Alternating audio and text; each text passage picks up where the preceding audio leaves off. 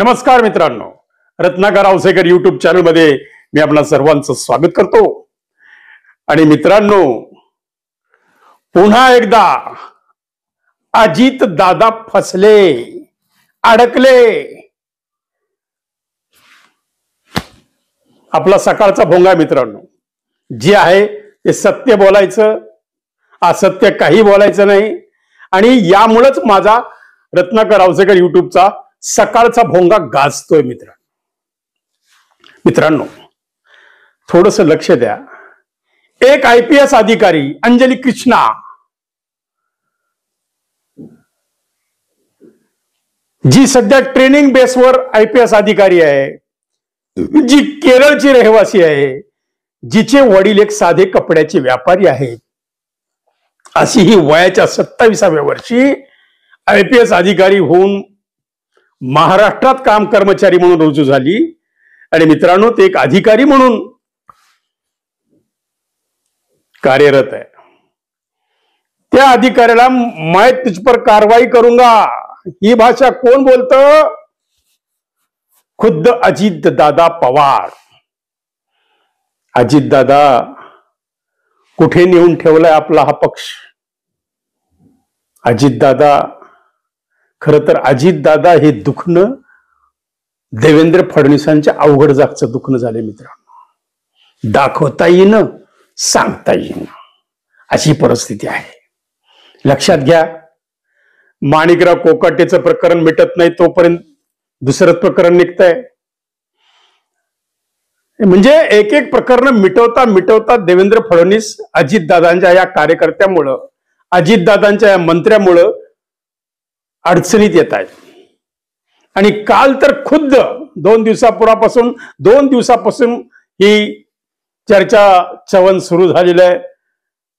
टीव्हीवर डिबेट सुरू झालेले आहेत की अजित दादा चुकले का? होय, अजित दादा खरंच चुकले।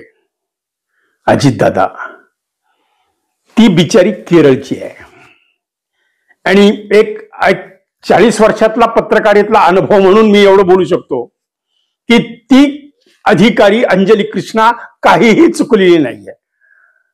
बरं, मुळात ती कहाणी काय मित्रांनो, याच्या थोडस खोलास आपण जाऊया। माढा तालुक्यातील कुर्डू हे गाव महाराष्ट्राच्या नकाशावर आलं ते एका कारणामुळं।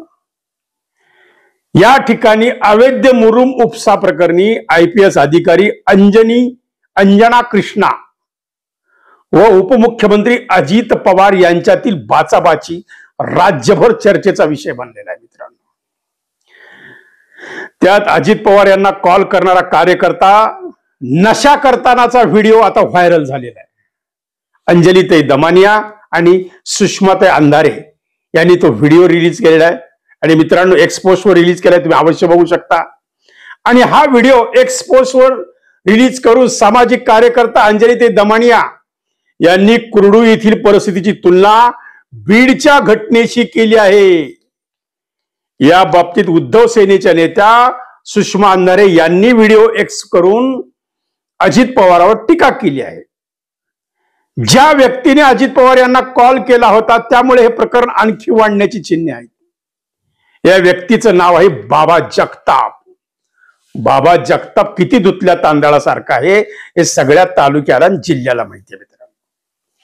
आणि याच बाबा जगताप तो राष्ट्रवादी काँग्रेसचा पदाधिकारी। अजितदादांनी ठरवलंय का की कार्यकर्ता किती जरी चुकला त्याला पाठीशी घालायचं? उदाहरणार्थ माणिकराव कोकाटे एवढ्या वेळा चुकूनही त्यांचं कृषी मंत्री पद फक्त काढून घेतलं आणि त्यांचं आवडतं रम्मी खेळ पद म्हणजे कृषी मंत्री पद त्यांना बहाल केलं। मित्रांनो, बीडचं प्रकरण, संतोष देशमुखची हत्या, अजूनही कृष्ण आंधळी सापडत नाहीये। लक्षात घ्या तुम्ही, आज कृष्ण आंधळी जिवंत आहे? शंका आहे मित्रांनो। एवढे आरोप होऊनही मोकोकात अंतर्गत अटक झाल्यानंतर जर वाल्मिक कराडची संपत्ती वाचवण्याचा प्रयत्न कोण करत असतं काय का? कारण वाल्मिक कराड हा धनंजय मुंडेंचा भागीदार आहे, हे सिद्ध झालेलं आहे.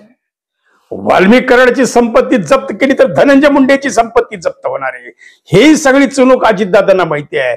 मग याच्यातून वाल्मिक कराडला अज्जात बाहेर काढायचा प्रयत्न सुरू आहे का, ही शंका महाराष्ट्रातल्या 13-14 करोड जनतेच्या मनामध्ये येते.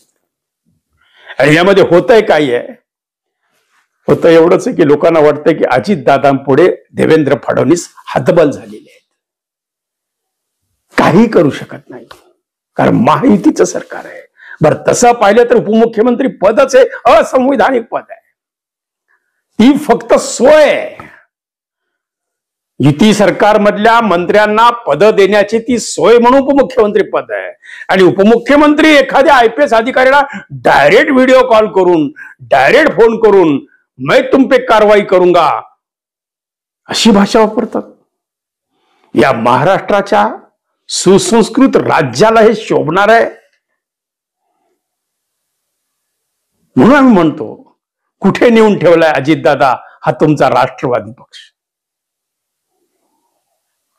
धनंजय मुंडेंनी काल परवाच बीडमध्ये वाक्य बोललेले की आडनाव, पोलिसांना आडनाव लावायची परवानगी नाहीये. ही कोणती समता आहे? धनंजय मुंडे साहेब, तुम्ही समतेवर असमानतेवर बोलायला लागलात.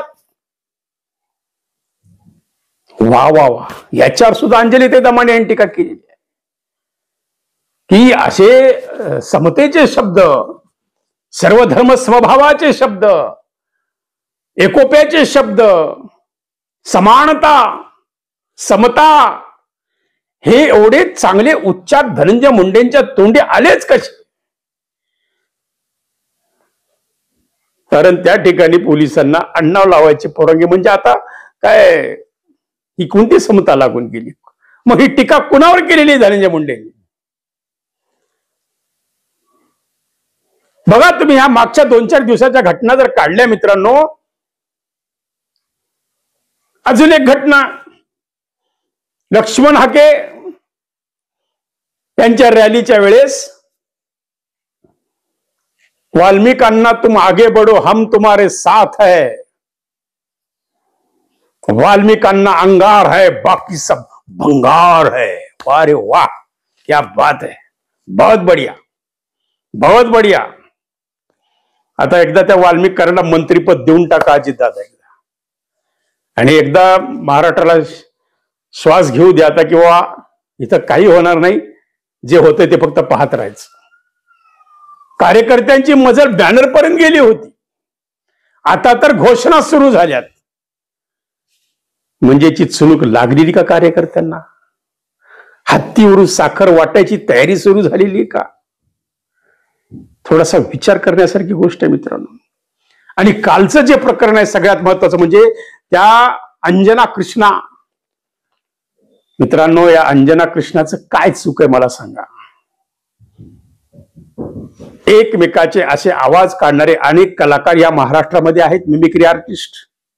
मी सुद्धा एक मिमिक्री आर्टिस्ट आहे. मी सुद्धा विलासरावजींचा आवाज काढतो, मी सुद्धा अनेक आवाज काढतो. मी रामदास आठवलेचा आवाज काढतो, नरेंद्र मोदीचा आवाज काढतो. 51 आवाज मला येतात. मग अंजली कृष्णांनी आवाजाची जर खात्री केली असेल, अंजना कृष्णा ज्या IPS अधिकारी आहेत, तरुण आहेत, तडफदार आहेत, डेअरिंगबाज आहेत, अवैध उपसा प्रकरणात अवैध मुरमाचा उपसा चालू होता आणि त्याच्यामध्ये तो कार्यकर्ता शानमध्ये तिथं येतो आणि त्यांना धमकावतो.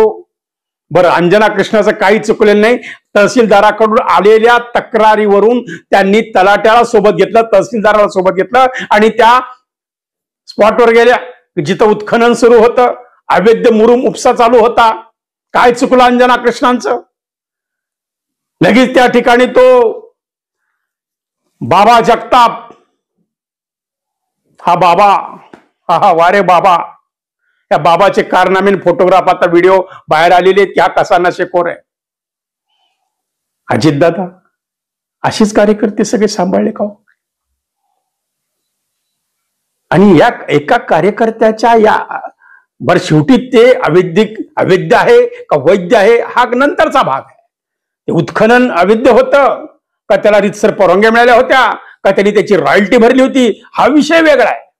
पण प्रश्न असा आहे की एक उपमुख्यमंत्री एका IPS अधिकाऱ्याला डायरेक्ट फोनवर अशी धमकी देऊ शकतो का? त्याच्या संबंधित असणाऱ्या मंत्र्यांना अगोदर त्यांनी बोलायला पाहिजे की तुम्ही त्या अधिकाऱ्याला फोन करून सांगा की ते करू द्या, जे काय व्हायचं ते होऊ द्या. ही अशी काही साखळी आहे, चेन आहे. अधिकारी, त्याच्यावरचा अधिकारी, त्याच्यावरचा अधिकारी, त्याचे OSD, त्याचे मंत्री, का डायरेक्ट मुख्यमंत्री कुठल्या अधिकाऱ्याला आता फोन लावून धमकी देऊ शकतो? आणि तेच चुकलेले अजितदादाच. आता अजितदादा कितीतरी सारव करत असले. आता काल तर आम्ही हे बघितले की त्या अंजना कृष्णा तडफदार निघाल्या म्हणून काही उत्साही कार्यकर्त्यांनी, जे अजितदादांचे विरोधक आहेत, त्यांनी तिला दुग्धाभिषेक केला, तर त्यांच्यावर केसेस दाखल केल्या. म्हणजे अंजना कृष्णाचं समर्थन जो कोणी करेल त्याच्यावर केसेस दाखल. असा प्रकार आता महाराष्ट्रात सुरू झालाय का? कुठे नेऊन ठेवला महाराष्ट्र मुख्यमंत्री साहेब, हेच आम्हाला आता विचारायचं. म्हणजे खरंच फडणवीस हतबल आहेत का अजितदादांच्या या कार्यकर्त्यांपुढे?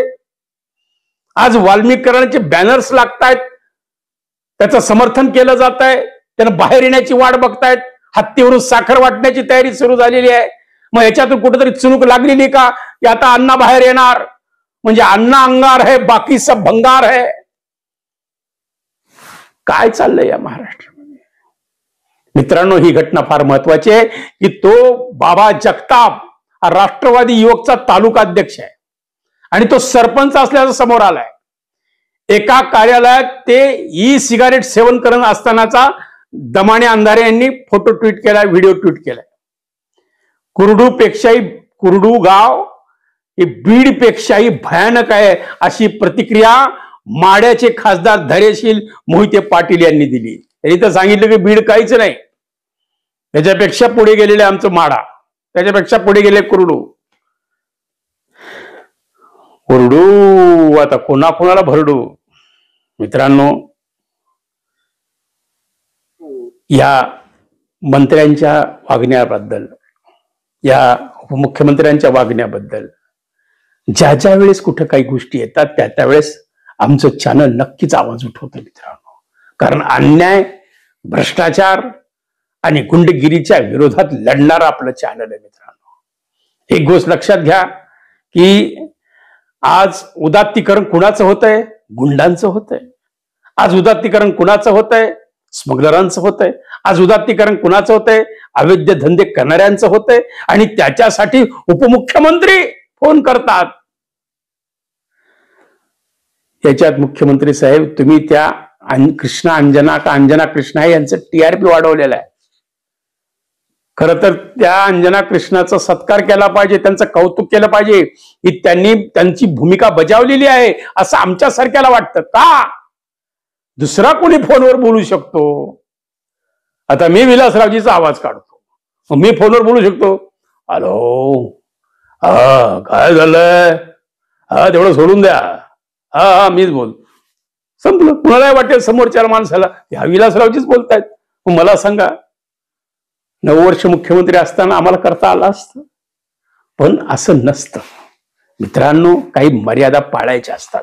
आवाज आला म्हणून बरोबर आहे, मिमिक्री आर्टिस्ट जागोजाग आहेत, पण तसा काही भास या अंजना कृष्णा यांना आला का की तुम्ही खरंच अजितदादा बोलतायत का? मला माझ्या नंबरवर व्हिडिओ कॉल, त्यांचं काही चुकलं तरी त्यांची भूमिका कर्तव्यनिष्ठ पद्धतीने बजावलेली, असं आमचं प्रामाणिक मत आहे मित्र. कारण उद्या कोणी उठेल आणि मी अजितदादा बोलतोय म्हणून फोन करेल. अजितदादाचे आवाज काढणारे महाराष्ट्रात 10-5 जण आहेत की जे सहज अजितदादा काढतात, सहज शरद पवार साहेब काढतात, सहज अनेक कलाकारांच्या. आता मी सुद्धा रामदास आठवलेंच्या आवाजामध्ये बोलू शकतो, काय झाले माझ्या सगळ्या गोरगरीब दिनदरी बोलू शकतो. पण अंजना कृष्णाचं काही चुकलं नाही असं आमचं मत आहे. त्यांनी फक्त त्यांची भूमिका बजावलेली आहे की तुम्ही खरंच अजितदादा बोलतायत का याची खात्री करण्यासाठी त्यांनी व्हिडिओ कॉलची मागणी. तर मला असं कल्पना आहे की मला अशी शंका सुद्धा आहे की कदाचित हे अजितदादाला आवडणार नाही. अजितदादाला आवडलंय का नाही आम्हाला माहित नाही. आणि कदाचित अजितदादांना ह्याचा पुन्हा प्रायश्चित्त, अजितदादांना सवयच आहे धरणात लघवी केल्याचं बोलल्याबरोबर त्यांना प्रायश्चित्त करावं लागलं. यशवंतराव चव्हाणांच्या पुतळ्यासमोर जाऊन 3 दिवस प्रायश्चित्त घ्यावं लागलं. कारण अजितदादा रोज सकाळी बाहेर निघताना आपल्या जिभेला सांगतात म्हणे, ए नीट बोल, काही चुकू नको, अशी शपथ घेऊन अजितदादा बाहेर पडतात. तर अजितदादा जरा थोडासा आता हे काम करा, यापुढे कोणत्याही कार्यकर्ता कितीही मोठा असो, आम्ही एक आपला स्नेही म्हणून, आपला एक हितचिंतक म्हणून, एक महाराष्ट्राचा नागरिक म्हणून आमची एक तुम्हाला कळकळीची विनंती आहे की अशा यापुढे अशा कुठल्या तरी अधिकाऱ्यांना, मग तो अधिकारी लहान असो मोठा असो, कर्मचारी असो, कोणी असो, त्याला डायरेक्ट उपमुख्यमंत्री बघून घेऊनची भाषा करू शकतो, मग तुम्ही कारवाई करू का म्हणण्याची भाषा करतो. हे महाराष्ट्राच्या जनतेला आवडलेलं नाही, असं आमचं स्पष्ट मत आहे. मित्रांनो, तुमचं काय मत आहे? तुम्हाला हे आवडलंय का? जरूर आम्हाला कमेंट्स बॉक्स मध्ये लिहा की खरंच उपमुख्यमंत्र्यांनी असं एखाद्या IPS अधिकाऱ्याला बोलावं का? IPS अधिकाऱ्याचं चुकलंय का? आता मी तुम्हाला 2 प्रश्न विचारतोय. IPS अधिकाऱ्याने चूक केली का? की तुम्ही खरंच अजितदादा बोलतायत म्हणून मला फोन करून सांगा, मला व्हिडिओ कॉल करा, काय चुकलं तिचं? का अजितदादांचं चुकलं का IPS अधिकाऱ्याचं चुकलं? तुमच्या कमेंटची मी वाट पाहतोय. उद्या भेटूया नवीन विषयासह. पाहत राहा सकाळचा भोंगा. धन्यवाद. मित्रांनो, एक विषय विसरून गेलो. भाषण कला आणि stage courage classes Ratnakar Ausekar Latur, 3री बॅच ऍडमिशन सुरू झालेलं आहे. लवकरात लवकर ऍडमिशन घ्या. आपण फक्त मर्यादित जागाच भरतोय आणि मर्यादित लोकांचाच आपला क्लास असतो, जेणेकरून प्रत्येकाकडे वैयक्तिक लक्ष दिलं जातं. 30 दिवसाचा कोर्स आहे रत्नाकर औसेकर भाषण क्लास लातूर. मित्रांनो, प्रवेश घेण्यासाठी माझ्या मोबाईल नंबरला तुम्ही संपर्क करू शकता. माझा मोबाईल नंबर आहे 9890398788. या नंबरवर संपर्क करा, आपलं ऍडमिशन पक्क करा. हे जाहीरपणे मी सांगतो की 30 दिवसाचा कोर्स आहे. फीस आहे फक्त 6000 रुपये. दररोज 1 तास, रविवारी सुट्टी. सगळं काही तुम्हाला सांगून टाकलंय. आता चौकशीसाठी फोन करायची काय गरज आहे? डायरेक्ट ऍडमिशनच घेऊन टाका, पैसे फोन पे न स्वीकारले जातील. चला मित्रांनो, आता इजाजत द्या. भेटूया पुन्हा उद्या नवीन भोंग्यासह. तोपर्यंत काळजी घ्या. धन्यवाद. रत्नाकर औसेकर त्यांच्या भाषण कला क्लासेसला भरभरून प्रतिसाद मिळत आहे. आपलं ऍडमिशन बुक करा. आणि मित्रांनो, ऑफलाईन ऑनलाईन दोन्ही प्रकार उपलब्ध आहेत. आणि सर्वात महत्वाचं म्हणजे 30 दिवसाचा हा कोर्स आहे. 30 दिवस, दररोज 1 तास तुम्हाला या कोर्सला द्यायचा आहे. तुम्हाला जर अधिक माहिती पाहिजे असेल तर माझा हा नंबर आहे 9890398788. या नंबरला संपर्क करा आणि या भाषण कला क्लास बद्दल अधिक माहिती घ्या. मी तुमच्यासाठी 24 तास उपलब्ध आहे. कोणाला काही सरपंच व्हायचंय, कोणाला जिल्हा परिषद अध्यक्ष व्हायचं, कोणाला महापौर व्हायचंय, कोणाला नगरसेवक व्हायचंय, पण हे सगळं येण्यासाठी तुम्हाला बोलता आलं पाहिजे. जो बोलेल त्याची माती विकेल, जो नाही बोलेल त्याचं सोनं सुद्धा विकत नाही. हा आमच्या क्लासचा मंत्र आहे मित्रांनो.